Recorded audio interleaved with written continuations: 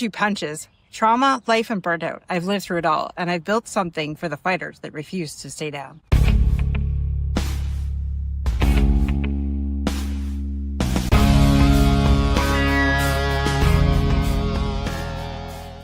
If you're ready to stop playing small and own your story, then this is where you belong.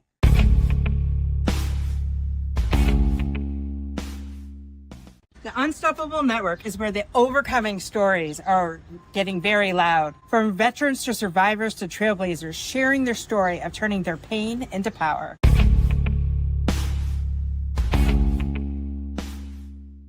Welcome to the Unstoppable Network, where we turn your mess into a message.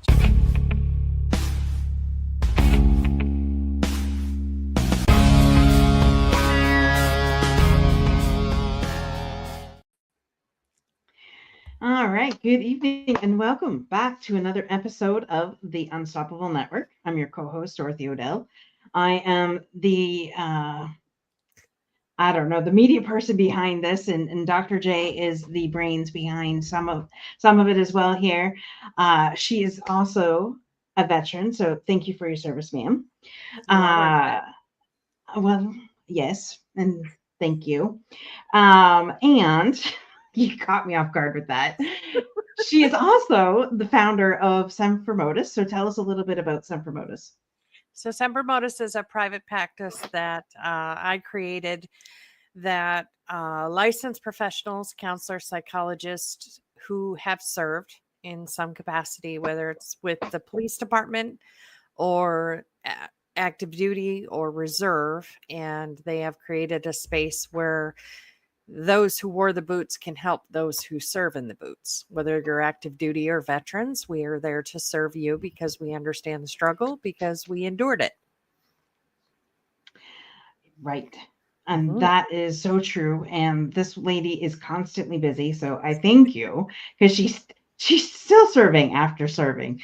So it's crazy, but that's what we do, right? That's those us who serve in some capacity serve everybody. And so now I want to bring on those that have served our great country. And thank you, gentlemen, for your service. And thank you, Holly, for your service as well. Holly is a Gold Star mom. And just wait till you hear her son Danny's story. So thank you, ladies and gentlemen, for being on tonight. To honor you guys and to just, share a bit about your story. And I'm really bummed because I really thought Eric was going to be on here tonight, or other Marine. And I was like, how is this going to work with two Marines in the room? Because no one else would be able to talk. So let's, and happy birthday, Michael, because it was the Marine's 250th birthday yesterday. Hoorah. So he was too busy eating crayons. And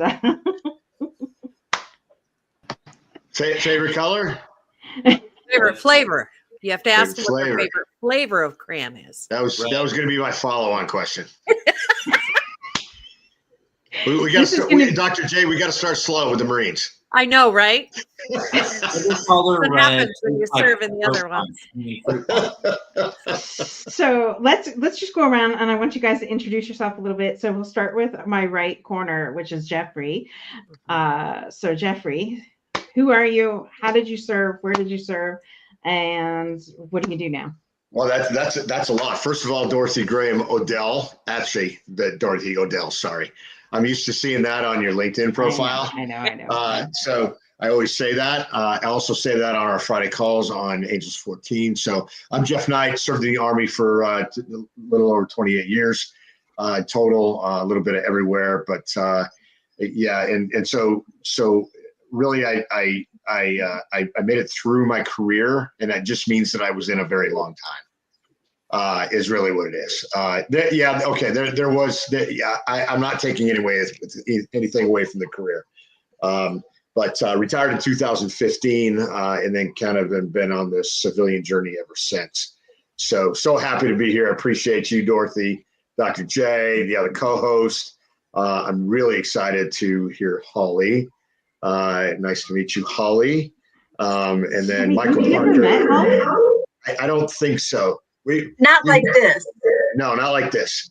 I know Holly from her LinkedIn and those types of things, but Michael Parker, yeah, whatever. I mean, I'm going to see him on Friday anyway. Anyway, that's me in a nutshell. But no, really served in the Army, not the Marines, but we love Marines just as much. And really, it's all about at this point in my life, it's about giving back to the veteran community and just being a good person. All righty. Thank you so much. So Michael, I'll let you go next. So unlike Jeff, well, hold on. I was going to say, unlike Jeff, I worked for a living. Jeff was an officer, but didn't you start enlisted? I did start as enlisted. So he did work for a living for some of his career. I'll take it right back to you, buddy. But yeah, so I served in the Marine Corps, the best branch. I served as a mechanic on MV-22 Ospreys. I was stationed in sunny San Diego. It was fun, I suppose. I liked doing what I did. I liked the people I served with, but anybody that's been in the military knows there's things that make the military difficult, but I enjoyed it. It taught me a lot, set me up for everything I've done since. I guess we'll talk about that stuff later. So that's me. Cool. Thank you so much. And Holly, can you introduce yourself and a little bit about your son and that journey there? My name is Holly Higgins. Nice to meet you, Dr. J, and to finally kind of meet face to face, Jeff. We've communicated through LinkedIn and I think on Dorothy's on another. We were both there for some of her other stuff, but not guests where we could talk to each other. Yes. And Michael's my favorite cowboy in the whole world. And he came and spent a Memorial Day with us in Chicago, which was very fun a couple of years ago. So yes, I am a Gold Star mom. My son, Daniel, I have 4 sons, and Daniel's the 3rd son. And we're covering a different branch because he went into the Air Force, which I know you guys like to call the Chair Force. Oh, you were in the Air Force too? Oh, yay! Guess what? We have them all covered. Yes. Well, we don't have the Navy here tonight, but That's okay. Department of the Navy. So I'll take Marines are. You guys cover the Navy too, so. Yeah, Danny went into the Air Force. He was an EOD technician, which is explosive ordnance disposal, and bomb squad to me as a civilian. And my youngest son went into the Army National Guard 3 years after Danny was killed. And to me, that was very special that he was willing to. I mean, most of my friends and family were like, oh my gosh, you must be terrified. No, you must be so upset. And I'm like, and when I tell my story, this will make more sense. But we all have a destiny. We all have a journey. And Danny's was Danny's, and Eric's was Eric's. And he wanted to serve, and I felt that was very brave of him to do that, counter to what everybody was saying. To still want to serve. So and since then, I have become involved with an organization which was used to be known as the Hero's Journey. We are now called Task Force Pineapple, and we've traveled the country, 40 cities with the play Last Out, Elegy of a Green Beret. Nice. And I'm the liaison for Families of the Fallen, meaning I reach out to them ahead of time and bring them in and honor them and their loved ones in a pre-show ceremony. We bring them up on the stage and they meet the cast and crew and team.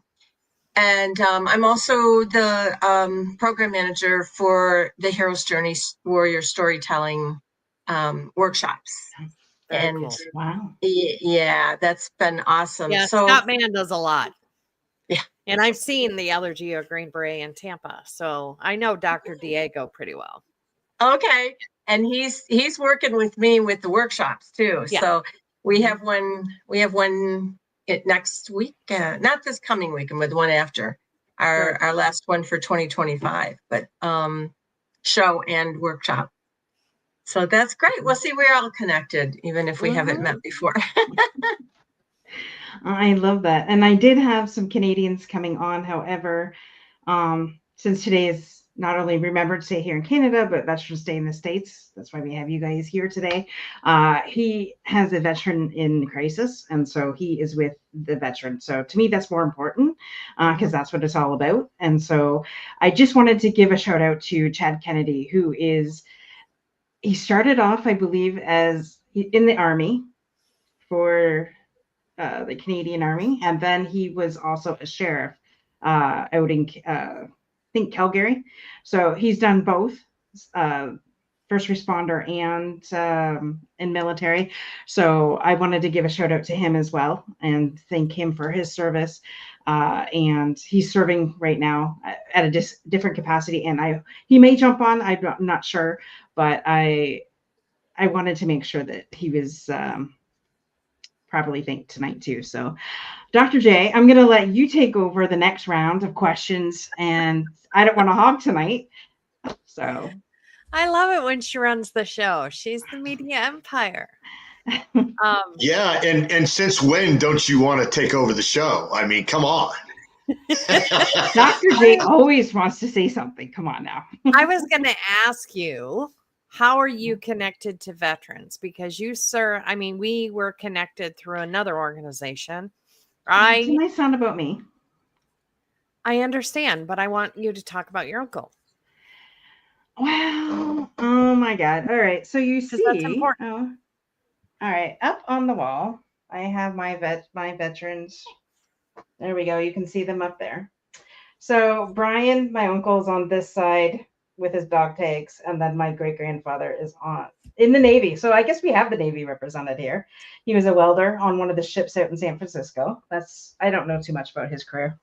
But anyways, yes. So my uncle was stationed out in Kingston first, then Calgary, and served as a desk jockey for our Canadian government. And his destiny was he wanted to be on the front line so desperately that he was trying everything. And because of his hearing loss and eye loss, they told him, sorry, son, there's no way in hell you're going in infantry. You're stuck here. And so he decided that's not what he wanted. So he decided to become a chaplain in the Canadian Armed Forces, only to be told as soon as he got his chaplaincy that, sorry, son, we're quitting that division out. So he said, all right, well, chuck you. I'm just quitting. And he decided that he was going to go to Taiwan and teach English to the Taiwanese children over there, because at least it was overseas and doing something that he felt was more to his calling. Let's put it that way. So, yes, my uncle did serve. I don't know too much about my great grandfather, only he had a rough life. Let's just put it that way. And I think that now the more that I speak with veterans, the more I realize probably the hell that man's seen and why he did some of the things he did. And I think it was Michael, actually, after having a conversation with Michael and making me realize that people's lights get snuffed out way too soon. And if they don't deal with their shit, like mentally, is what I'm referring to.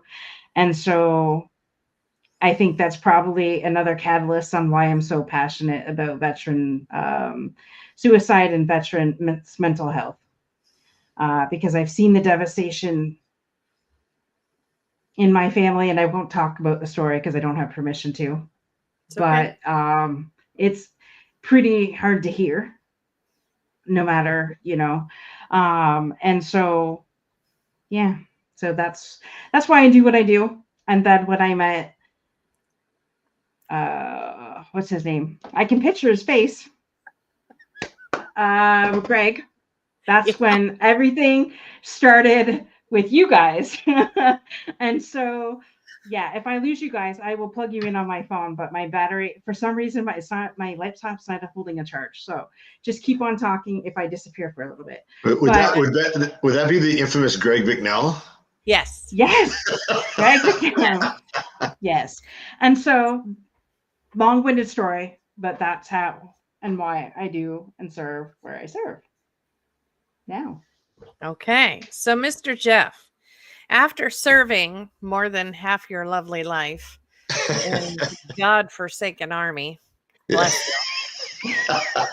And look, I'm Air Force. I'm biased. I'm just saying. And then people pick on me about Air Force, and I'm like, yeah, but I pulled bullets out of people. And they're like, oh, yeah, okay. Yes. So they kind of Yes. settle down a little bit. But Angels 14, tell us about that, especially today. What is that? Yeah, so Angels 14 is one that I've been absent from for quite a few times this last month. Thanks to Michael Parker, who's been picking that up for me, which I truly appreciate. But in 2020, Angels 14 was born. I can't figure out if we figured out it was October or August. I can't remember. I think it was October. We're going to go with October 29th of 2020. And really what it is, I created it with David Queljo, a Navy veteran, but nonetheless another vet. And it was born out of the desire to. There's just, and there still is, right? There's still too many people in general in the world, let alone veterans, killing themselves.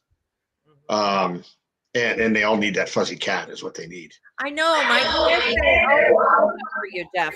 Yes, and so it was really born out of that, and really what it was, just kind of a grassroots type of deal that we were small, we still are, we kind of grew a little bit, and then it kind of and then it kind of went down, but we still hold it to this day, and really the only and it's for camaraderie, community connection.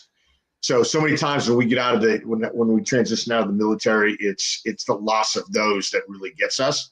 Everybody on here that's done it knows that.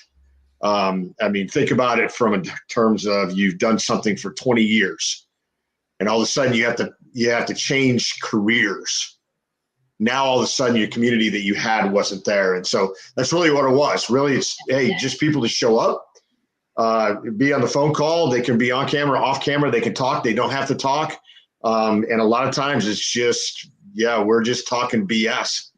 And other times we'll get into a leadership topics. Other times we'll focus in on one individual. And so anybody out there that needs that, just DM myself or Michael Parker. The Marine is faithful that way. DM on LinkedIn. Sorry. Don't slide into my DMs. Let's not do that. Let's not do that. Let's or personal, whatever they call it on LinkedIn. Message me on LinkedIn. I can give you the Friday call. So, but yeah, really, it really does, and it doesn't need to be a veteran. It can be an ally as well, and that's why Dorothy is with us and still with us, and one of the greatest allies out there. So. That's a little bit about the story of Angels 14 and the way that we came up with it real quick. The way that the name Angels 14, that comes from the Navy. That's where that whole thing is. So Angels is in Navy speak and pilot speak is altitude. So if you say Angels and then 14 would be 14,000 feet. Right. So altitude of 14,000 feet. So we're lifting everybody up. We're cruising at that altitude. And that's really where it comes from. So it's that's kind of a cool story. I love that. That's amazing. I think community is vital. And when they feel like they've lost their platoon, they've lost their squad, it definitely causes significant chaos in their life. And then they have to make the decision between choosing between a bottle and a bullet. And that's never acceptable because we are here to serve them every day, every way we can. Absolutely. But don't slide into Jeff's DMs because that's not cool. Don't do that. Don't do that. Don't do that. And Wife will be mad. I think I have another one joining us this week, another veteran, guys. And I'm telling you, if we can get her in there, it will be the best damn thing for everybody, including her and us. Because she's never had the community and connection, whether it be female or male.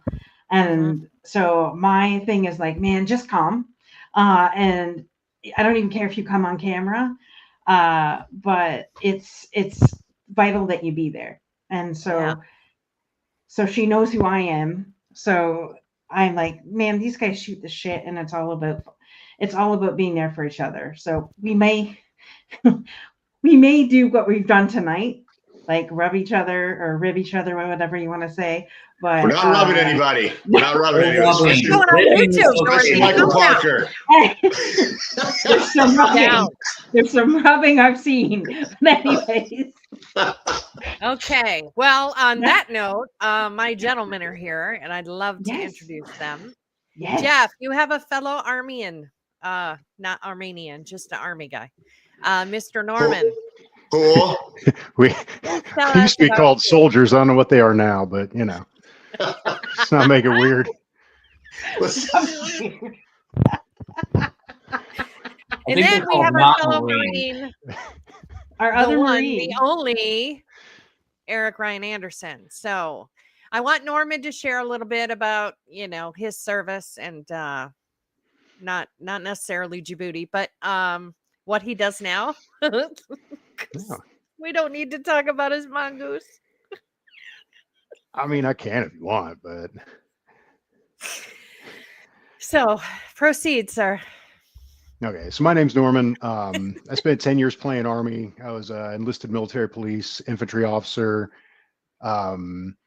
Basically, when I was in company command and going off to regiment and brigade and stuff, all my Joes and Josies were getting hyper medicated for basic life stuff. So I already had an undergrad in criminology and why stupid people do stupid things, why people have sex with pinatas, terror and terrorism, that kind of stuff. So I adapted that into counseling. Got my master's in mental health counseling, went off and, had some other side quests, got halfway through nursing school. Like she was saying, went abroad, did the counseling thing as a contractor, got to travel the world and play with the cool kids and go to foreign lands and do stupid stuff. So now I'm back getting planted again. Still continuing to see caseload, just got done with a client before I got here. And, working with Eric at the ranch. So developing the equine program, we're going to take people who have never sniffed a horse before. If they can give us 4 hours, we can take them through, grooming and tacking, groundwork, round pen, arena, get them upright, get them shooting and popping balloons, doing the mounted section.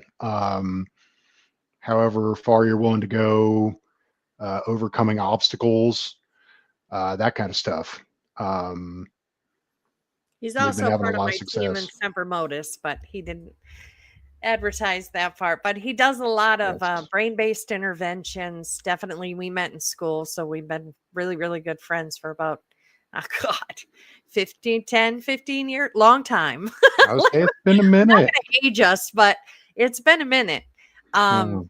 And he's an excellent clinician. And what's great is like having a male therapist is much different. It hits different, especially those males who are really struggling and don't want to be vulnerable with a female psychologist or a female VA clinician because they can only do 2 modalities, but I'm not going to terrorize them too much.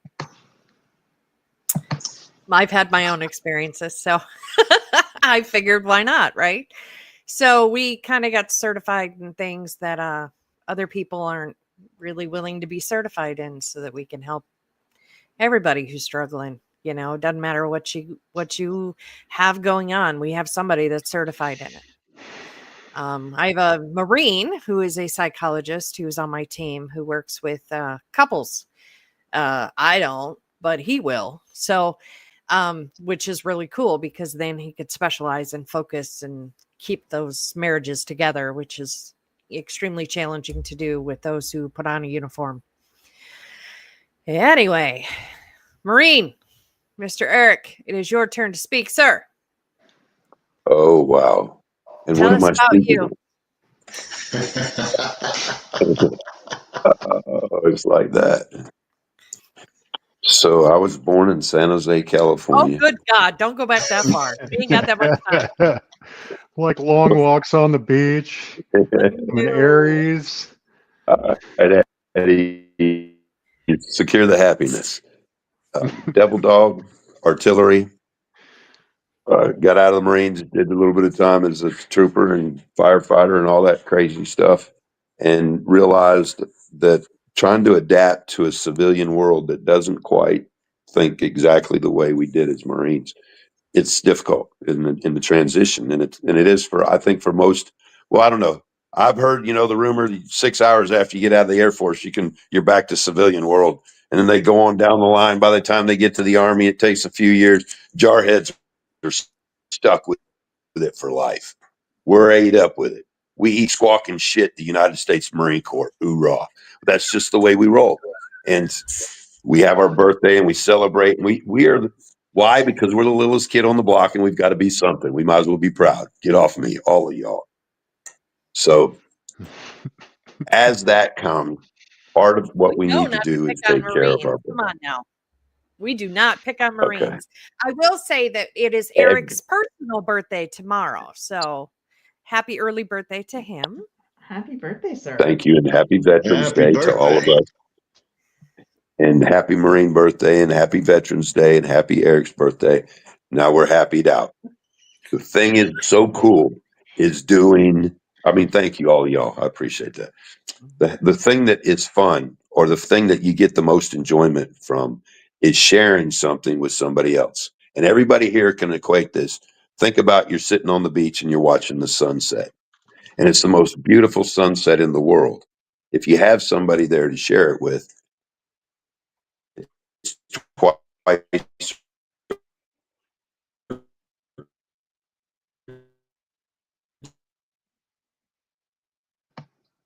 Did we lose Eric? You're sharing No, it with it's somebody. Natalie. There he The is. fact that I didn't get lost. I ventured off into the twilight zone. It happens sometimes. As you are. The best part of doing this is watching some people give themselves a moment of respite. Mhm. They'll come out, they'll be with just them and the horse, and the horse's spirit is so pure. It's incredible.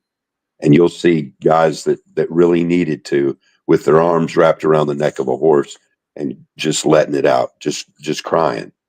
It's you can't buy the feeling that you get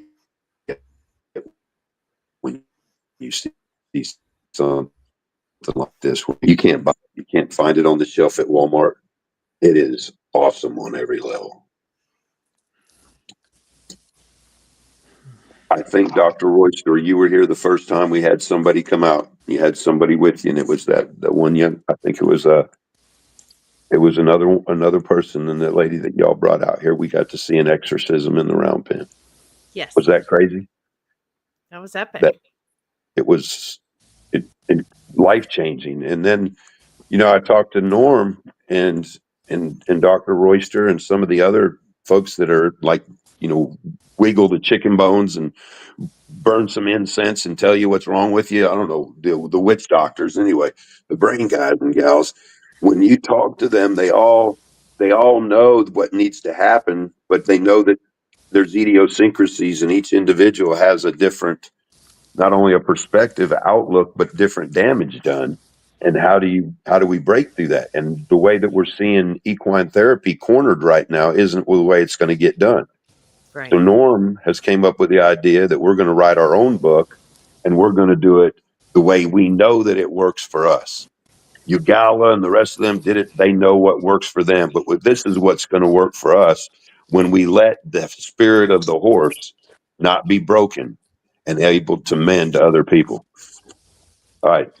I'm off my soapbox.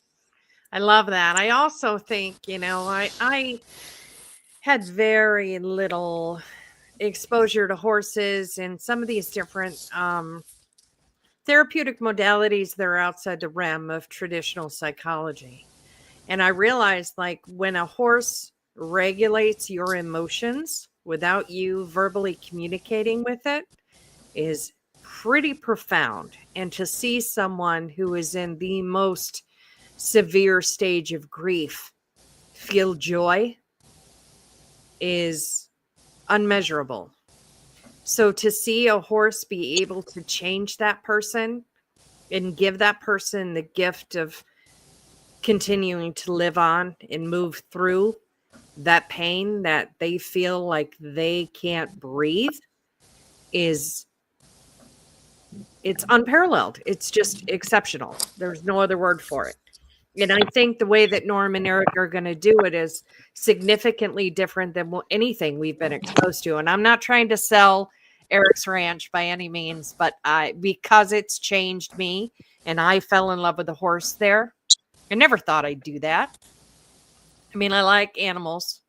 They're fine, but I didn't know they could change me. I Right. didn't know they could get me in a different direction to keep it moving because I've had significant traumatic events myself. So for Mr. Red to be able to let me talk his ear off, and believe me, horses roll their eyes. I assure you, they do. Can But confirm. at the same time, they do. They neigh and they roll their eyes and they're like, "Oh my God, are you still talking, lady?" For whatever reason, like I can dump a month full of frustration on a horse in an hour and I feel 1,000% better. I don't even have to ride it. Sometimes just grooming it is enough. I used to go wrap my arms around my horse and cry. I ain't even gonna lie. I wouldn't even get on her. I'd just wrap One of the things- her and just cry, and she knew. They just know. I always said you can lie to me, you can lie to yourself, but you cannot lie to a horse. They know exactly what's going on. It's amazing. I think the best part is they don't interrupt you. You know, Yes. when if you're talking to your spouse or a significant somebody else or a guy, any guy, we always want to fix it. And sometimes women just want to say it out loud themselves and hear themselves say it and have somebody just listen. And a lot of times as a kid, when you had your teddy bear, I mean, some kids love their teddy bear more than anything in the world. It's never treated them wrong. It's, you know, it's never cussed at them. It's never been mad at them. And it's just a teddy bear. It's an inanimate object. Give that inanimate object a heartbeat. Make it 1,250 pounds. Let it have a soul as big as the state of Texas. See what kind of draw that brings to you. It's incredible to watch. And that goes even further because, I mean, Eric runs a tight ship. He's got beautiful horses. They do wonderful things. But that's what's different about this is when you're working with the Gala path and the majority of these, even the Herd Institute, somatic experiencing, I've researched so many different methods, and they teach you how to talk to your horse. Mm-hmm. They don't teach you how to talk to every horse. Right. I've got donors in Tampa that will just give us race horses. Tax-free charitable donation. We could take every last one of them, turn them all into rock stars because that horse is like a mirror. Mm-hmm. You know what I mean? Where, you know, we love our puppies. You know, your service animal will wake you up if you're having a night terror. No, I wouldn't want my horse licking my face if I was having a rough night. But like, animals reflect differently based That would be on their something. own characteristics. Yeah, like you got those people trying to bring their service peacock on the plane. That's why they had to cancel everything, right? No, you can't have your service kitten. You know what I mean? We don't know how you got an ocelot on the plane, but get that thing off here. Like, stop it, Okay. right? See, this is what happens. See, I knew when we had two Marines on here, things would go a little bit sideways, and I love it. And then Norm, you add Norm to the mix. I know. And Holly's like, what did I walk into? I know, Jeff, poor Holly. Poor Not Holly is just like, one swear man. word yet. we I need have that officer, four. Jeff. I have 4 sons. 2 Oh, we're serve. Well, 3 serve. The third one is a police officer. So I'm There you used to these kinds of weirdnesses. Yeah. Okay, good. All right. Well, now that Holly's talking, let's So let me continue. say that. Okay. Check out if the folks that are listening, just go to the Facebook page SET Spirit Equine Therapy and check out some of the stuff that we do down here with our horses. You'll see us fishing off of them, shooting guns off of them, laying down with them, all kinds of stuff that we do with our horses that most people are like, oh my God, if I shot around my horse, I'd have to go to Georgia to pick him up. There's just so many things that these horses do that they're acclimated to, and they don't freak out. It doesn't freak them out because they're pretty sure you're not going to do something that's going to harm them. They have not been broke. None of them are broke. They've been asked, they've been requested. And generally, if you ask a horse that you've treated well, you're out there thumping on them and kicking them and jerking on their face and all that. This doesn't mean you. But if you treated them well and you ask them to do something and they understand you, they will almost always give you what you asked for. And it's just like you or me. You're talking about a living, breathing animal with a brain, with, and when you ask and they respect you, they will give you what you ask for. And we can teach that. I had a mom, a Gold Star mom, at my facility on her son's birthday. Mm. And we saddled up our horses about 10 a.m. in the morning. We started walking out to the arena side by side. And we started having a roller coaster of emotions. That day, the back of my head hurt from laughing so hard, and I couldn't cry anymore because I was out of tears. We just had one of those days, and I got to experience a day in the life of a Gold Star mom. You don't get that sitting at some university somewhere. You will never get the candidness that you get from the back of a horse. You get the spirit talking. You get things you can't even imagine, because it's true. It's spiritual. So when we talk about equine therapy, I'm going to let you pet my horse. I'm sorry if I don't get excited. This truly is something that if it's used properly, it will change your life on every level, not just emotionally, but spiritually as well. I'm just saying, it's squared away. And we are going to rewrite the book, because the book is not written.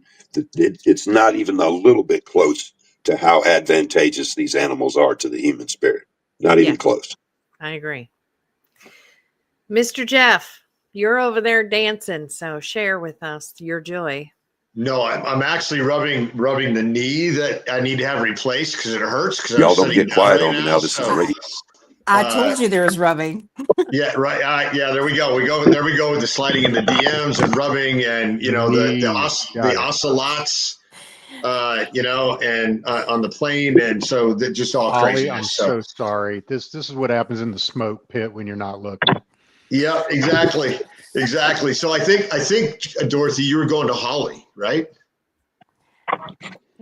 Well, yes, I would like Holly to share, because Eric,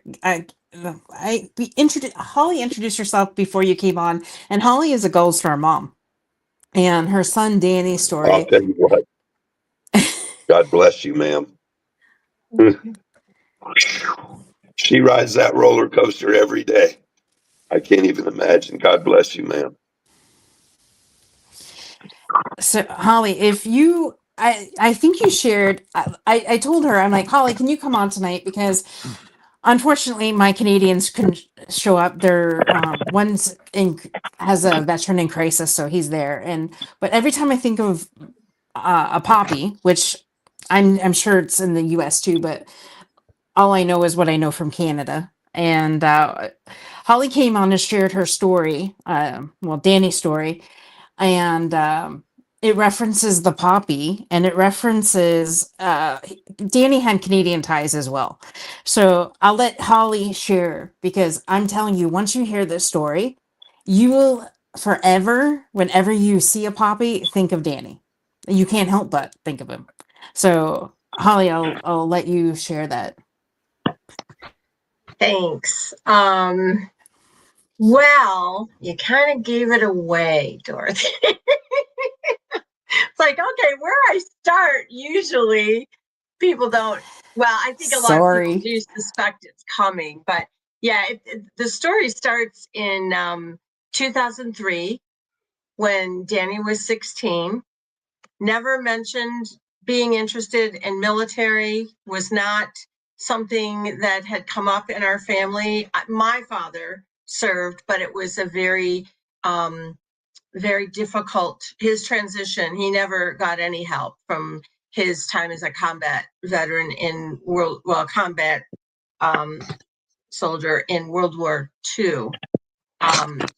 And so he was a raging, dangerous alcoholic that destroyed our family. So he died long before my kids were ever born. So my kids knew nothing about the military per se, but they knew I was not a fan, to be honest, which is sad because now I'm the biggest fan there is. And it's kind of an irony that I am, considering my son, the worst that could happen happened. But I was totally opposed when he brought it up. But this started long before that. He spent a summer in Europe and with traveling with a group, it was a church drama group. So it was a mission trip that they did, street drama, kind of a cool summer that he spent. And the gift he brought me back was, and when he handed me this box, he was like, "I'm sorry, Mom, I got to tell you, it's imperfect." And I'm like, "What do you mean it's imperfect?" He goes, "Well, the shopkeeper told him it was a second. It was the only one they had, and there was something wrong with it. But he said the minute he saw it, he thought of me, and he had to get it for me. And it was a porcelain cup with red flowers on it. Of course, the flowers meant nothing except they were pretty. And we couldn't figure out what was imperfect. I mean, there was nothing wrong with it. We couldn't see anything wrong with it. And so that was the summer of 2003.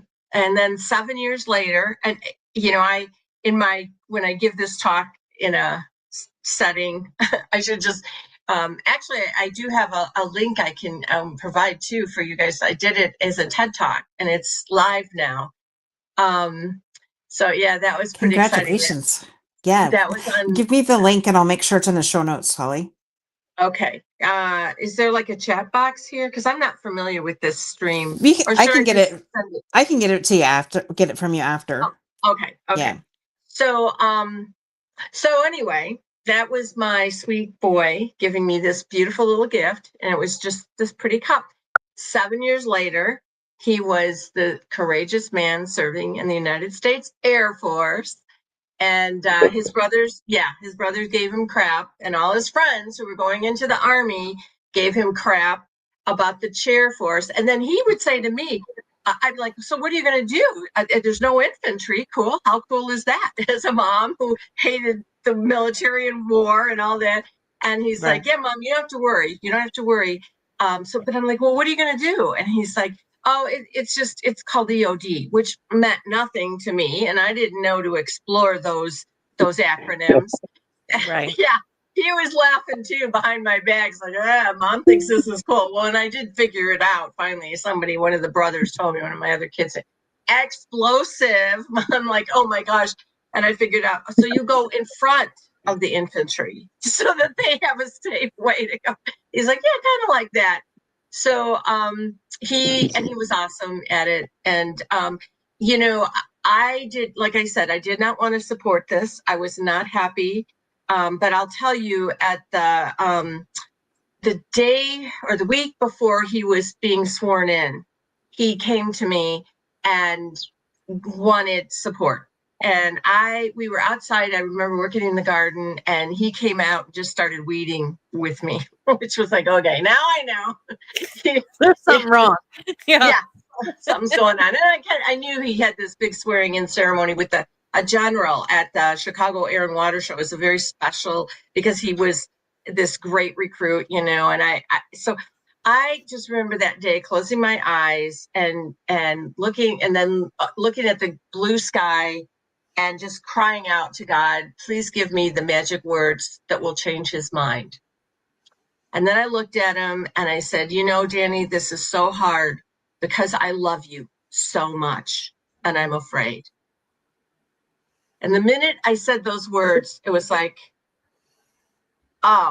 it reminded me of what I taught him and his brothers about the power of love over fear. I just said Right. love and fear. And I said, I love you in so much that I can't be afraid. I have to support you in this. It's like didn't change his mind. It changed my heart. So they were Aw. my own words came back to haunt me. And therefore I was there at that ceremony and blown away by the honor, the noble honor. I was so humbled. And, and then went on to all the rest of his graduations, and they were all just so moving. And the one for EOD, he graduated his first time through with honors. And, I'd been kind of through it with him, with all the letters he was writing to me, and all the struggles, and all the friends who were washed back, or whatever that term is, and he just sailed through. And I just remember telling him I was so proud of him, so proud to be his mom. He was so amazing. And then on October 5th of 2010, he stepped on a pressure plate that set off a blast. And that was the day I talk about all the color drained from my world. And except for those red flowers on his cup. And I would drink my coffee every morning from his cup. But even on bright summer days, I felt like I was living in this somber black and white movie. And the pain from Danny's death, for me, was more than mental and emotional. There was a physical sensation I carried that inside of me, I felt this burn. It was like, the only way to describe it is like burning inside. Like, and the only thing that the words I could come up with to describe to my husband was that I felt like my soul was on fire, burning from the inside out. And I didn't know how I was going to live that way. And I did spend a lot of time in this painful fog. And then the fog eventually lifted. Pain didn't go away, but the fog lifted. And it wasn't too long after that I met Lieutenant Colonel retired Scott Mann, former Green Beret, teaching veterans about the healing power of storytelling that he discovered during his difficult transition. And he promised me that if I told Danny's story, I would start to heal my broken heart. And some of that pain would change. Never go away, but it would change. And I at the time, I was like, yeah, I still couldn't sleep at night or eat. There were days I would cry out to God, why did Danny have to die? Why am I breathing and not my son? But I got to know Scott and to trust him. So I started practicing and working on Danny's story. And the more I told it, I made a discovery. And it was that grief is not my enemy.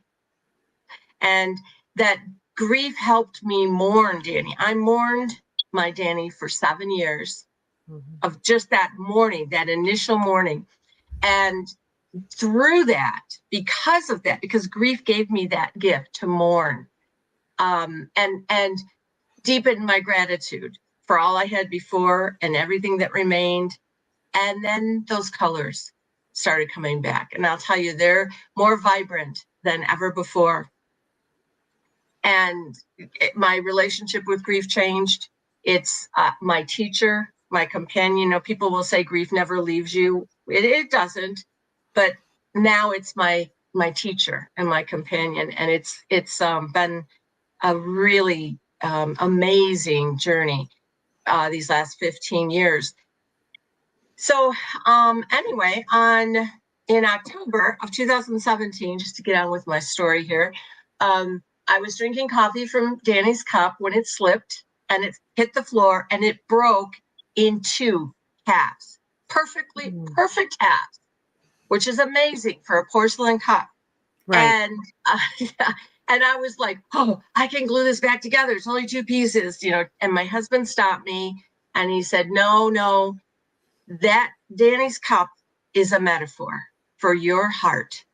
It's been broken open. And because of that, over these years, now it had been 7 years, you have greater capacity for love. I can see that. So I was like, oh, okay, so I nestled the 2 pieces and set them on my nightstand. And they were the first thing I see every morning, last thing I see every night. A month after that, I was reading the biography of Lieutenant Colonel John McCrae, Canadian Army surgeon who served in World War I, the poet who wrote In Flanders Fields, that describes how poppies grew on and around the graves of the fallen soldiers on the Western Front.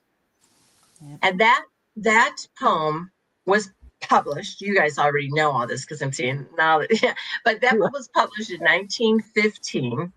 And it did, I say this in my TED Talk, it went viral, even though in those days going viral took a few years. So it wasn't until the 1920s that poppies became the universal. They're here too, and all over, the universal symbol of the fallen on the battlefield. And that day, that exact day, later in the day, I got a call from a man named Joe, Canadian Army soldier who served with Danny in Afghanistan.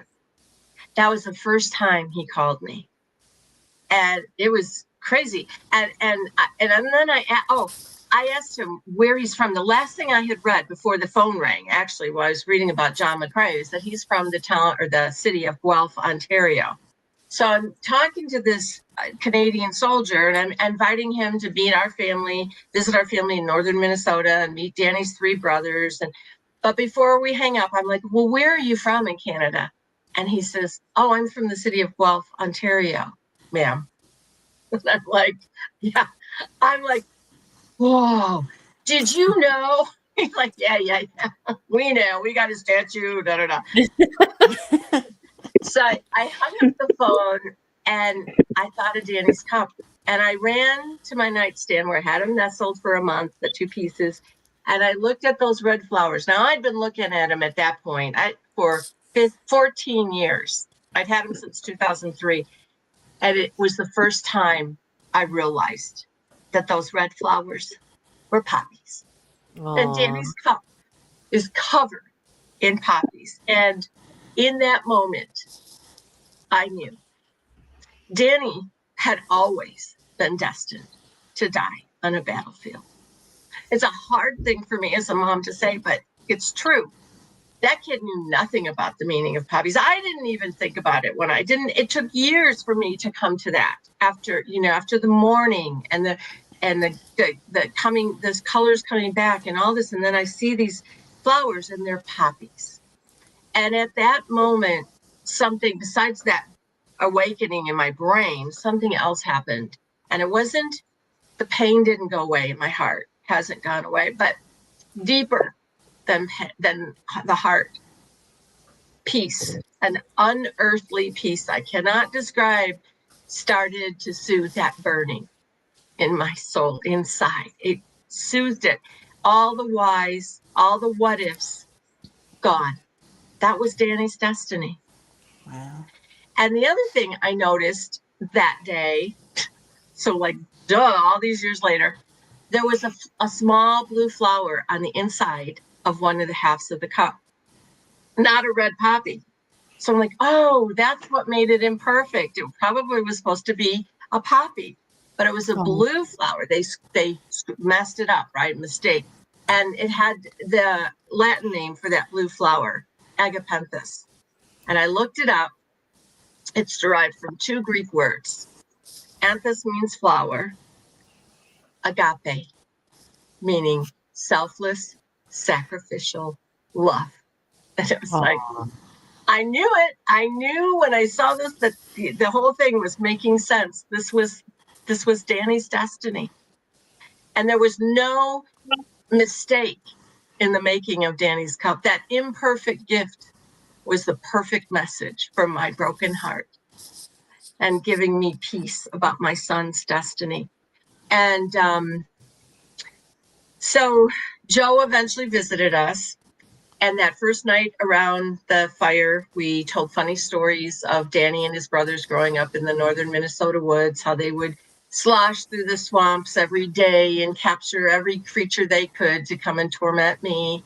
And there's one time, I told this one story too. I was getting ready to put them to bed, and I looked out. I was upstairs looking down back behind our garage. I saw dirt flying out from the grass. Like, it was like so weird. I went down there. It was almost time for their bedtime anyway. I needed to get them in. And there they were, like about 5 to 7 feet down in a trench. They were going to dig a tunnel under our garage. That's what it's like to raise 4 boys. Oh, yeah. So, Wow. anyway, after we got through all the funny stories, Joe finally spoke, and he told us that his recovery from the war had been long and difficult, and that's why it had taken him 7 years to call me.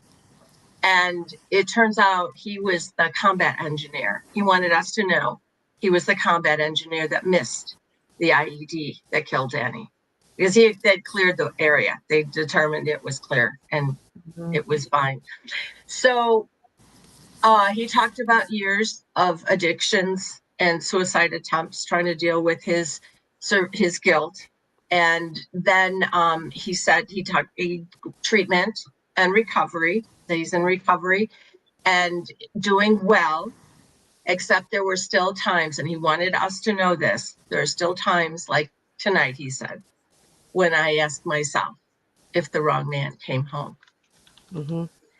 And I went inside and I grabbed that half of the cup with the agapetus, and I brought it back to the fire, put that in his hands, and I told him that its story.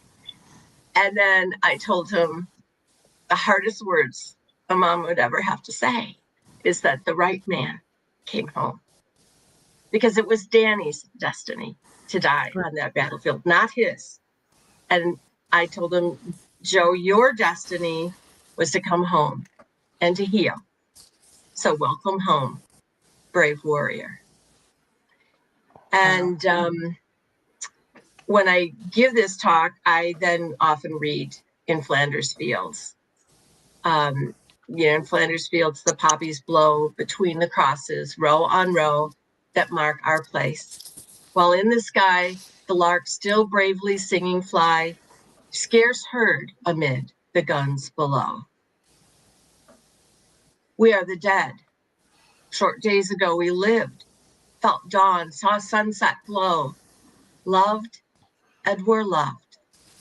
And now we lie in Flanders Fields. Take up our quarrel with the foe.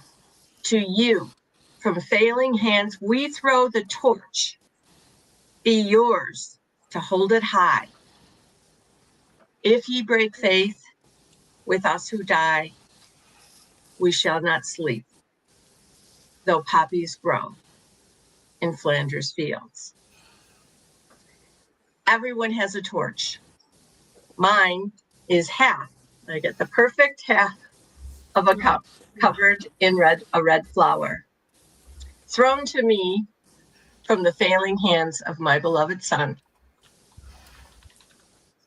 On the day Danny bought this cup, there's no way he could have known that he would be that he was throwing me a torch and handing me a sacred mission, my destiny, to now be there with love, support, and hope for warriors who come home lost, broken, missing pieces of their hearts that they left on the battlefield with their beloved brothers and sisters, and hope for families like mine whose beloved sons and daughters never come home again.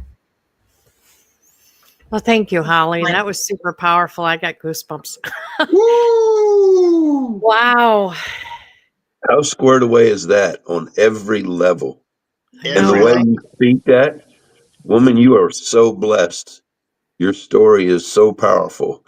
It needs to be shared wall to wall because there is so many people dealing with so much anxiety and I think, correct me if I'm wrong, docs, but one of the things is always people feel like they should have done something, almost like they blame themselves or there's some guilt involved. in something that God's got control over.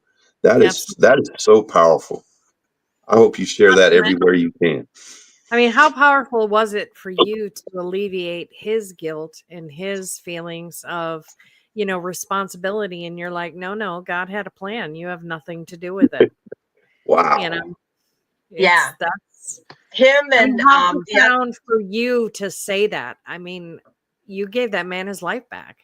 Yeah, I mean, you said something very, very, very important there, Dr. J, and that's give. Give, and give some more. Give until it hurts. And Holly, you can attest to this. I mean, everybody on this can. I mean, it is. It's just absolutely powerful.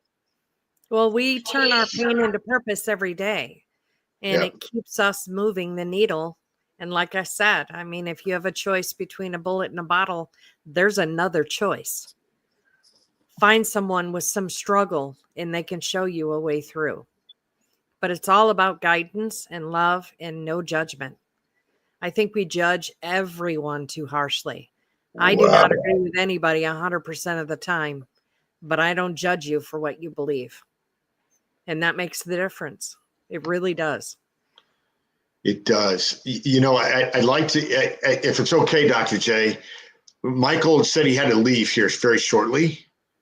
And did we talk to Michael? Come on, cowboy. He just talked about the Marines and his favorite flavor crayon, so he could expand. Follow Holly. What are we talking to me? We're talking to the other Marine. We're talking to the other Marine. Our heads on here. So Michael. Yeah, and I only say that because I don't want to lose. So because Michael's got a lot of wisdom as well, and Holly, I never get sick of that. And by the way, this is not my StreamYard, so I'll shut up. But I just got to take charge.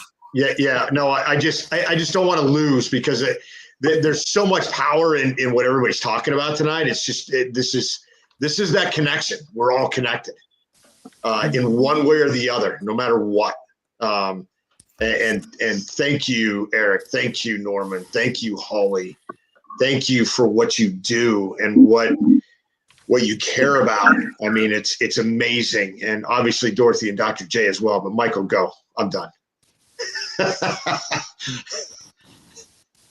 What do you want me to say, man? Y'all got to put me on the spot right after. I know Jeff speaks so eloquently. I was just like, mic drop. Eric speaks eloquently. Norm does. Holly does. You do. The thing about it is, Michael, you have a story that's also very, very powerful. Yes. I mean, hugely powerful in talking about that. I mean, Eric was talking about the equine and what you call, I don't know what Norman named that one animal. I don't know what that was that he said, Lollistat or something. The ocelot? Ocelot. There we go. I was just making shit up. So we got ocelots, and we got rubbing, and we got sliding into DMs. But now we got Cowboy Michael Parker and Peacock. So this man right here, Michael Parker, has got a story that every time I hear it as well, it's just powerful, and it speaks to one of the reasons why we started Angels 14. Michael, I am putting you on the spot, but I do want to, before you have to go, I want you to be able to say something. Okay. So first off, absolutely love Holly, and I might be the only one on here that's actually had the pleasure of meeting her in person. Absolutely amazing woman. And, I kind of have a similar story to like what your son's friend went through with my buddy's family. I'll back it up a little bit more though. After I got out of the Marine Corps, I really struggled. I felt like I didn't reach my purpose in the military, right? So I really struggled with that. I'm still actually get uncomfortable when people thank me for my service. I'll say this is the first time today was the first time in how long have I been out? 11 years that I actually went out and took advantage of the free stuff on Veterans Day. I've been drinking coffee for free all day and I love it. But I definitely felt like I didn't do enough with my time in service. I didn't feel like a real veteran because I never deployed.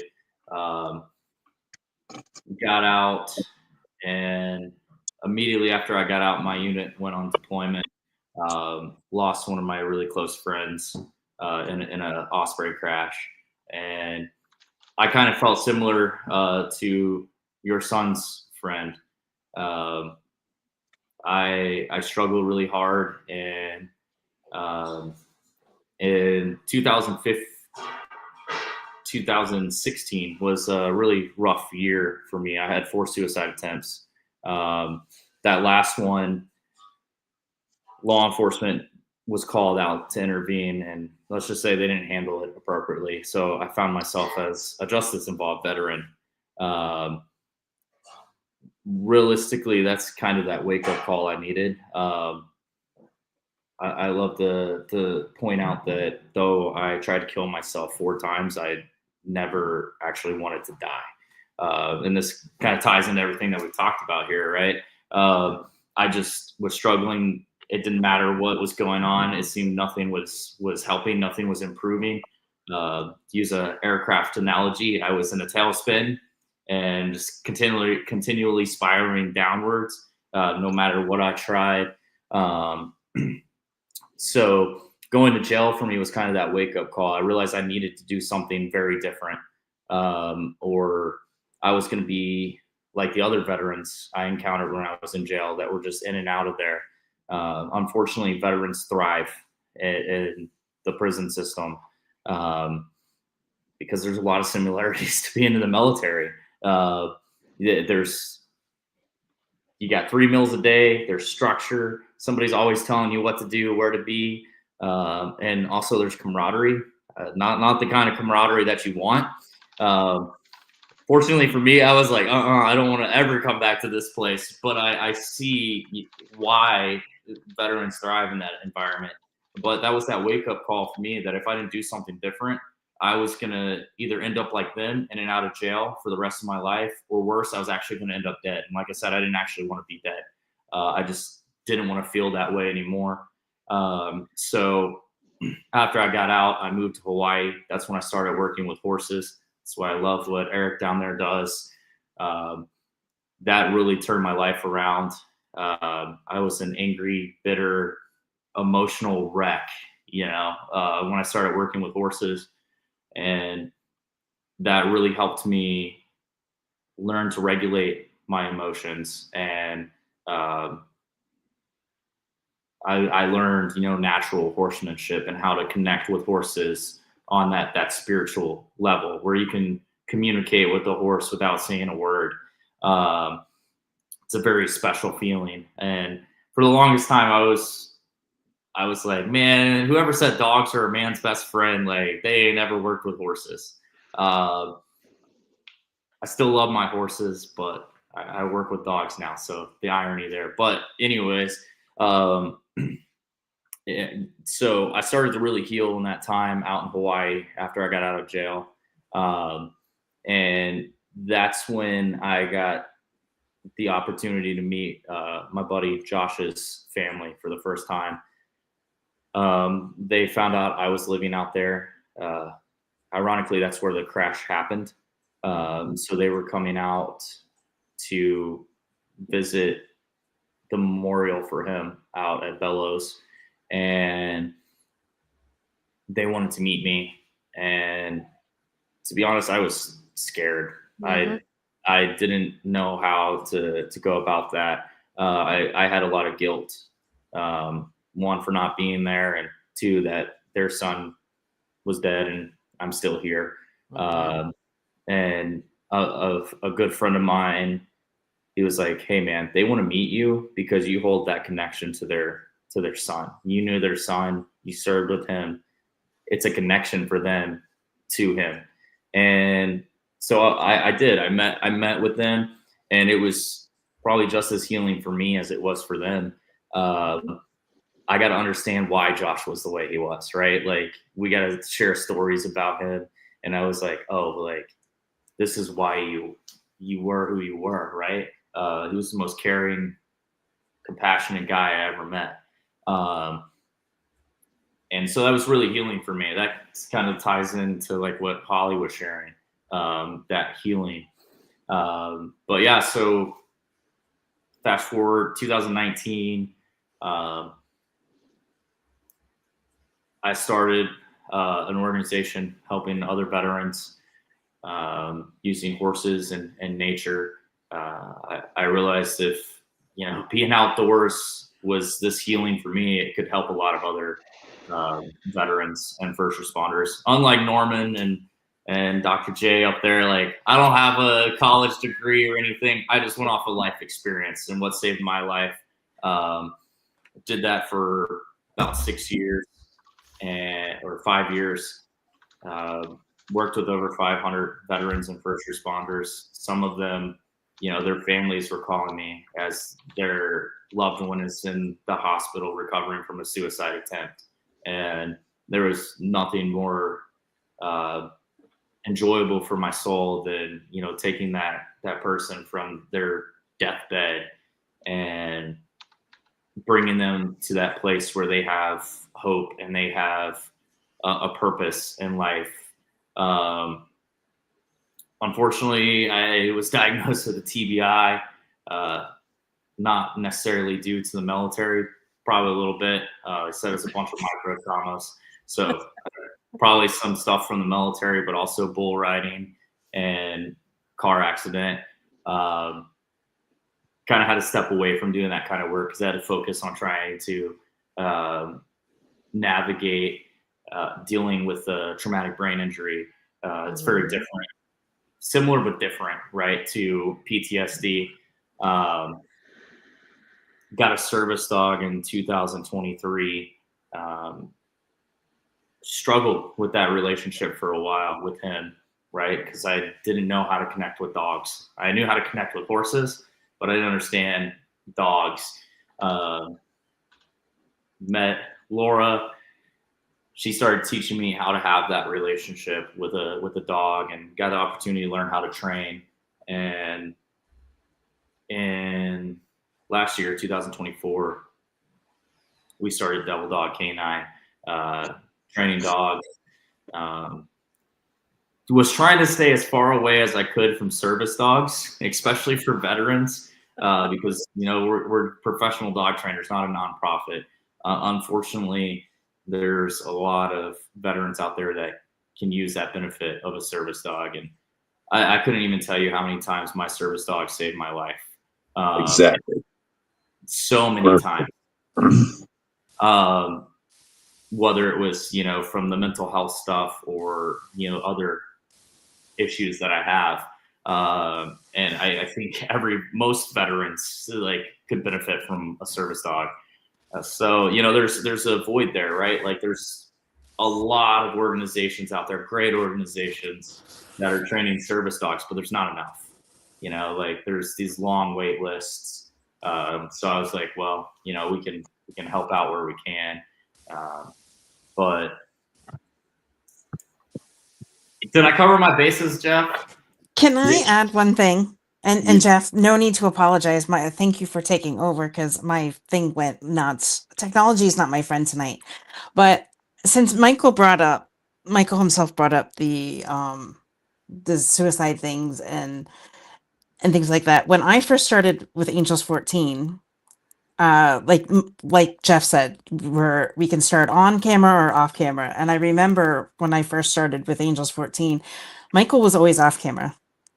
And there were we used to have a lot of the after parties, and the after parties are just like people that needed more help than just for the regular first half hour. I think is how it was when I originally started. And I used to pray for Michael all the time. And I don't think I've even told this to Michael because I just felt that, I don't know. I've always felt like a connection with Michael, like a brother, and just like there's something that this kid's going through, and I didn't really understand it, nor I just knew that hold space for him. And so in the 3 years, Michael has not only gone off camera, Michael is there front and center, and now he started the canine business and is more vocal than any of us on Angels 14. And so this is what Angels 14 does. It allows you to start where you're at, give you the space to, start in the darkness, but over time you'll turn to the light. And so anybody, like, I love what Dr. J's doing and what Norm's doing and what Eric's doing and what Holly's doing. And sometimes people just need to shoot the shit and know that somebody has their six, and we're there every week. And this is an opportunity to come in, say what you got to say, build friendships that last a lifetime. And Michael, I just, am so proud of you from when I met you years ago to where you are today. And definitely somebody who I consider a brother. So thank you for sharing your story and Can I being say one vulnerable enough to say thing? what you said today. So thank you. Can I add one more thing to that? So to Dorothy's point, yeah, like when I first joined Angels 14 and another veteran group, Power of Our Story, I didn't say anything. At that point, I was trying to reconnect with the with the veteran community, and I felt like an outsider, right? And the first time, I still remember the first time I opened up and started sharing about my experience in the military, and I expected, judgment and, to kind of, again, be outside, right? But it was just met with love and compassion and understanding, and that's when I was like, oh, maybe I am safe. I don't like using safe space, but it's safe to, open up and share what I've been through here, right? Yeah. And I think that's what makes like Angels 14 special. Is you can. Well, we need the link in the description box, Dorothy. Well, I can't give that to everybody. That's why Jeff wants people in the TMs. So no, yeah. I don't want them sliding into the DMs, but Dorothy, if you have the link, I mean, and that's Mike, that's Cowboy's link. So right. And I don't think he has a problem. But if you or anybody else have the link, by all means, share with whoever needs to have that. Yeah, that's what I meant. Just reach out and let us know you want to join. And Dorothy has it. I don't have it. Right. And Dorothy can send it to you, Dr. J. I mean, in-house, it doesn't need to be me or Michael. It can be anybody that comes or has the link. Right. I just didn't think you want it public. No, we don't want it public simply because we don't want everybody coming. I mean, you know what I mean? There'll be people that pop in that we just can't control. In terms of people that may not be there for the right reasons. Right. Exactly. No, I get you. But yes, anybody who's listening to this and anybody who's listening to this on the replay who is a veteran or an ally, and because I'm very protective of my guys here and I don't want anybody to mess with them. So yes, we don't like bots. No, we don't like bots, and I don't want people just coming in to sell them their services. I want people that are going to be there to help. And so I know Michael had to leave, and I know. Sorry, I kind of lost you all because I went into the private chat and then something happened, and I don't know. It took me a bit to come back, but Holly, like, wow. The entire time you were talking, I was not only crying, I had the chills and I had the like, oh shit, she did it to me again. And I could visualize, like, I don't even think I've seen a picture of Danny. Doesn't she? Every single time you hear that Every single story. time. And I don't even know if I've seen a picture of Danny, but like, I just envision, this young man and like I could picture him through your story. Like I feel like I'm connected with him somehow, and I know that's weird, but no, I think he definitely threw me a torch. He didn't know it. Like I said, he couldn't have possibly known at 16 what was ahead for him, but I think he does now somehow. I don't know quite how they on that other world, but I do know that I do believe that that's so I appreciate, I do have his picture in my TED talk. So you'll see it's a picture of him when he was 16, the day he came home from Europe. So that's the one I picked to show, because he never changed much from that. Okay, I'll have to go take a look at it.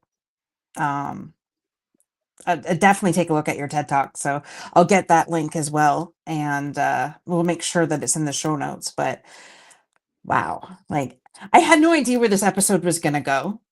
I knew it was going to be good, but I didn't know where it was going to go, and so just appreciate all of you. And I don't know what happened to Dr. J.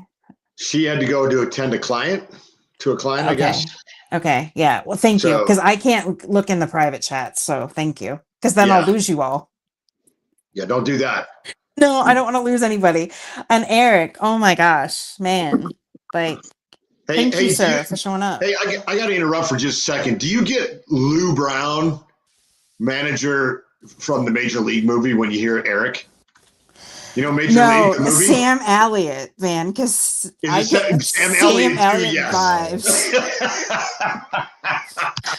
I'm not gonna tell on a certain individual that may or may not have been in here, but like when she hears Eric talk, it's like Sam Elliott. Anyway, we won't go there. Love it. All right, that was it. Forget about what I mean. I took us off course there. Sorry. Can I No, I love it. Where in Florida, Eric, is SET? I did find you on Facebook, but where are you located? In Webster. Well, the people that bring us our mail are the Webster post office, but we live out of town about 8 miles. And so, like, where's Webster in relation to like some big city, just so I could kind of place it? You heard of Orlando? Oh, okay. Yeah. So the road that runs right through the middle of Orlando, it runs right through the middle of the state. It goes through Claremont and Bushnell. It's State Route 50. It's halfway across the state. We live 1 mile south of that road, right in the middle. Okay. And we have an arena with lake. We have a gun range. We have a lot of really cool things here, and there is nothing that I can think of that is more rewarding than watching people heal. And we have an opportunity to do it in a way that's incredible. Sounds amazing. Yeah. Somebody on here said they used to train horses and then they train dogs. Are you still on here? No, that's Michael. He had to go. That's Michael. He had to go. Oh, well, I want to talk to him because I can connect you. He's the other Marine, so I'll connect you. We're connected. I just need a phone number. Perfect. Thank you. Yeah. After we're done, I'll do that for you, Eric. When I had 10 foster children at one time when I was a foster parent. Wow. They had changed the law in my county and overwhelmed the system. They basically went from a system where if the doctors or anybody saw anything that didn't look right, it didn't match the injury, they pulled the kids out of the family, like they were being abused because somebody had died from child abuse, right? Well, it overwhelmed the system. I had 10 foster children. And that is a chore because in order to understand the kids, you've got to listen to them. And each one of these kids came from a really bad home, but they had a different perspective or their different outlook on life based on their life up to that point. Some of them had parents that put cigarettes out on them, and there was all kinds of abuse you can't even imagine, stuff that make you Billy go puke. But these kids were all abused or handled differently, and they had idiosyncrasies. With our dogs and our horses, it's the same way. You have a horse that was born on your property and raised here. That horse knows you better than Google. And I think it's the same way with our dogs. If they're around us all the time, they know what you're thinking. They got this. We're not quite as smart as we think we are. When you talk about a 1,200-pound animal that can see better than me, hear better than me, smells better than I do, and his whole life depends on his ability to judge character, I might be the one that's a little bit on the short side of the bus. Just saying. We are not all as intelligent as we think we are, especially when it comes to grooming spirits. And I say that just because I have the mom and dad of my colt on the property, and I had them spend equal time with him and raise him like it was theirs, and it changed his attitude 100%. I'm just saying, we are blessed. Love it, Eric. Hey, I have to run, folks. So appreciate having me on, Dorothy. It was a We appreciate pleasure you. meeting you, seeing you again, Holly. Norman, great to meet you. Eric, same. Pleasure. But really appreciate every single one of you. Grateful Well, to we be in your appreciate you, presence. sir. Thank you for your service, and I'll see you Friday. Sounds good. All right. See ya. All right, be safe. We have another. I don't know. Tracy Lynn is saying, "God bless all of you." I'm trying to put the things up, but I don't want to mess it up since Dr. J's gone and I'm the only host here. So I just really want to thank each and every one of you for coming on and being here tonight. It's truly been an honor. And I know you've all been on the show before, but I just wanted to make sure that you guys came on tonight so that we can honor you and thank you again for your service and dedication. I mean, Holly, you are the epitome of service, and I that includes you too. So thank you, all of you. Does anybody have any last words before we wrap this up? No, Thank you thanks for for having having me. me. Yeah. Yeah, I just really Yes. appreciate you, Dorothy. Talk about service and providing space and support and love. You have an amazing show, an amazing gift. So thank you. Thank you, and it's my pleasure. And this is whenever I have my veterans on the show. I mean, there's a lot of people that I love having on here, but when I have our veterans and our first responders, it just lights my soul up even more. So thank you for saying that. And I do. I mean, the show is amazing, and I hope everybody starts, listening and sharing with others so that we could get your stories told into more households because that's what's needed. So thank you for saying that. Norm, you're speechless tonight. You haven't hardly said anything. I'm shocked. I mean, Holly, you're the reason why we're here. I got into the counseling space to take care of veterans, and the more veterans I took care of, the more I realized you're not just taking care of the veteran, you're taking care of the spouse, the kids, the family members. As soon as you said Brothers, Gold yeah. Star, that was it. Like everything is a part of that system. And Uncle Sam is great at a lot of stuff, kind of misses the mark when it comes to taking care of family members. And when you realize that you're on the outside of the snow globe when you lost your son, fortunately, you were able to find that closure. Like I said, you were able to look into the eyes of, his battle buddy and get that closure. And I don't know what airmen call each other, but it's fine. Details. So it's like when Actually, he was in the Army. Danny was Air Force, but the Right. battle buddy was Army because they were Okay. attached because they don't have an infantry. So he was attached to different Army people, Yeah. allies. Yeah. And that makes sense. And I was infantry, so yeah, that's how we connect. But when we sit there and like, how many times have you had opportunities to sit down and connect with a good therapist and get clinical tools? Or did you chew through a few therapists before you're like, this isn't for me? I need to tell my story. Yeah, that was really I did go to a grief counselor early Mhm. on he was awesome. He was a Vietnam veteran who came back and Okay. got his license for practical counseling, and he was awesome. And he had some really good insight for me, but it was short term. He felt it, I felt it.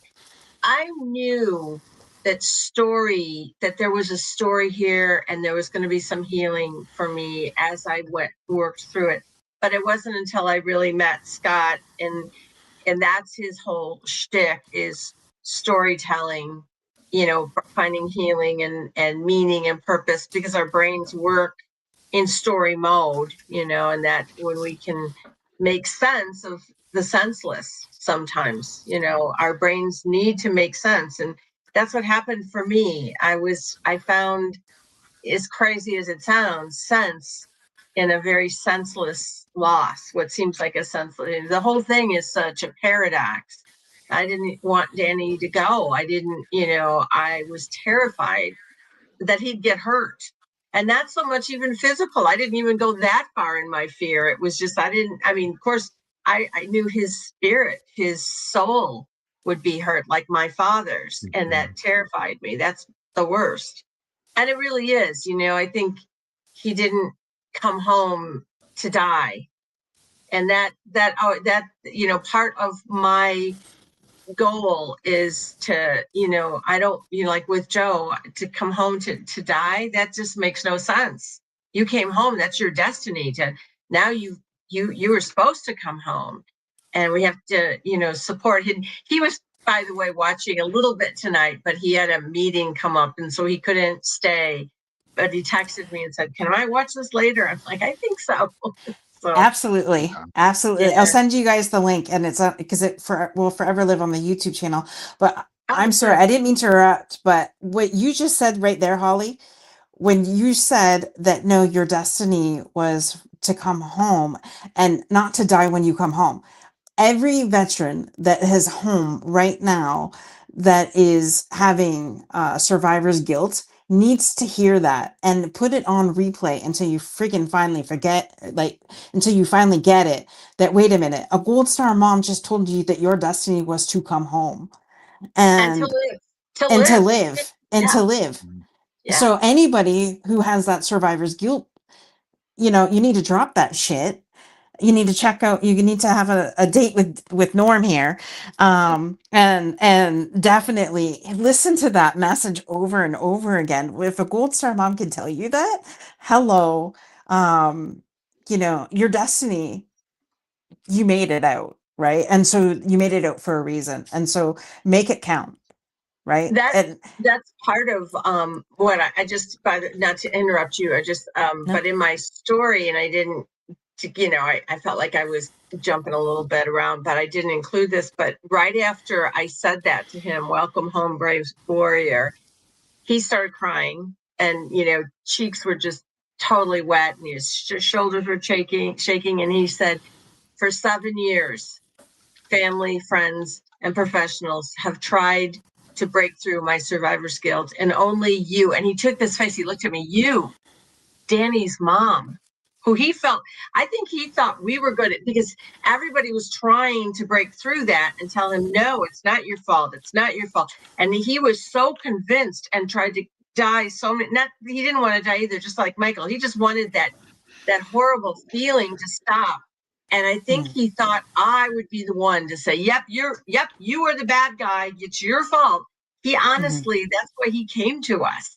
And if these people aren't going to try and talk me out of my goal here, they know I'm the bad person. So he's, you know, he was shocked that, and he said it worked. He said, "You and this broken cup broke through." That was so powerful for me. And, you know, I have to mention too, my youngest son, who went in after Danny and served for 6 years. I didn't know it, but talk about survivor's guilt. And you know, this happened after the last time we talked, Dorothy. So this wasn't part of my story, but it is now. In February of 2024, he came as close as you could come to ending his life. But he was in the woods with a firearm, and he had no intention of going home. But he called me, and then he shared that he was too scared. Thank goodness, he was too afraid. And so, you know, but he had survivor's guilt. Like, that was what came out of him. It like blew my mind. He would, you know, how could you? But he felt like he should have been the one killed in action, not his brother, who was married and had all these other things, and he wasn't. the crazy lies that our brains can tell us to try Right. and destroy peace and hope. So, Right. Wow. yeah, he's doing well now, That's though. wild.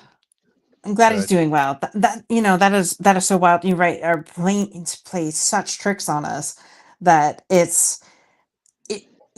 if you don't have the proper tools and the proper people around you, it could play real hell on you.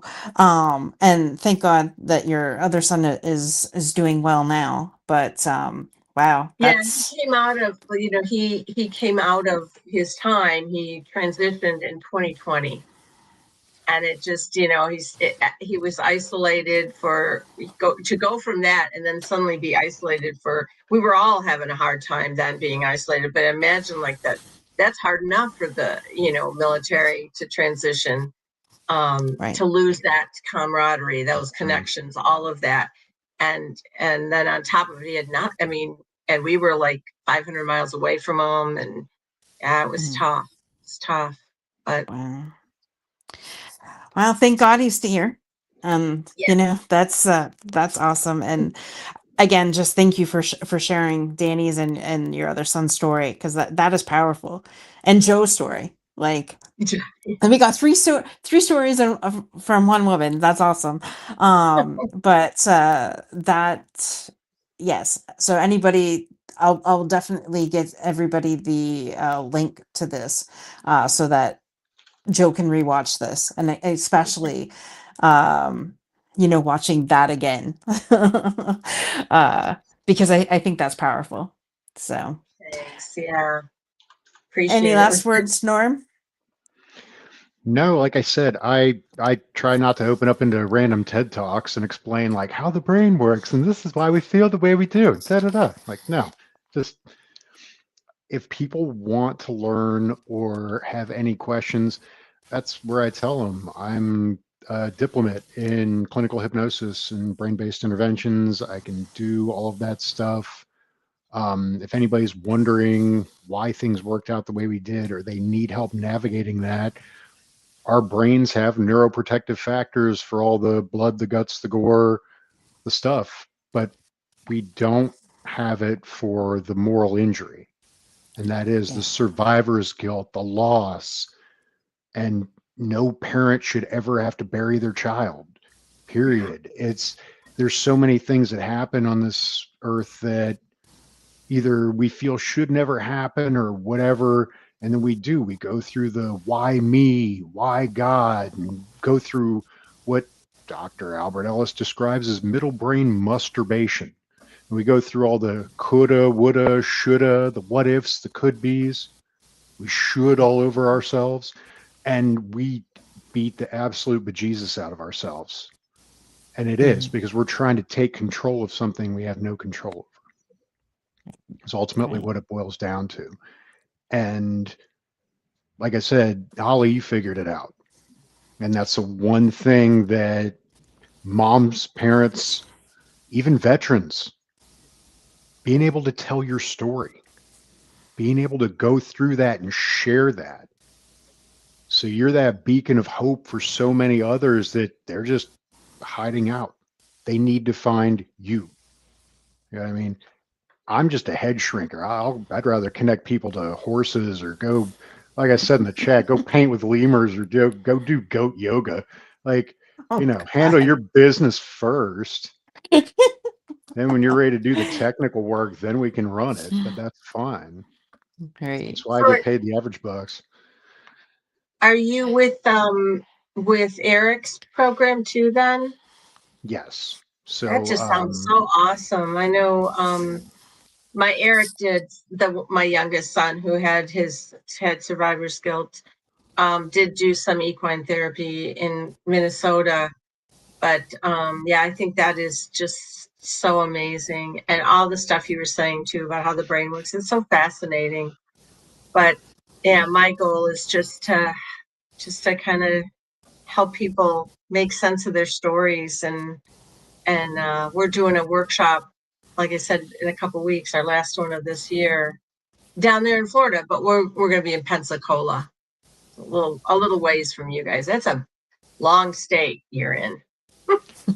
Pensacola is a nice drive, but Yeah, like I from said, we you. can always make it. That's how we stay in network. Whether you're trying to go diving or you want to wrestle a gator and get the real Florida experience, we can do that too. You, however brave you want to be, we'll find a connection for you. I'd love to come see your horses. I'm down there a lot, or I have that. Our headquarters are in outside of Tampa. Oh yeah, perfect. We're hop, skip, and a jump up 75. We pull a lot of cool kids up from McDill, and Oh you yeah. know that's a lot of our clientele, especially doing the couples and families and stuff like that. Come up to the ranch, and it's one of the few places where you can come up and actually see the stars because they're not drowned Yeah, out by the city lights, or right. it's not just playing with the Mhm. horses, it's just being out in nature. Yeah, and that's huge too. Just outside, being outside is so healing. Yeah, if there's any time too, like I said, I found you guys on Facebook. I want to find you.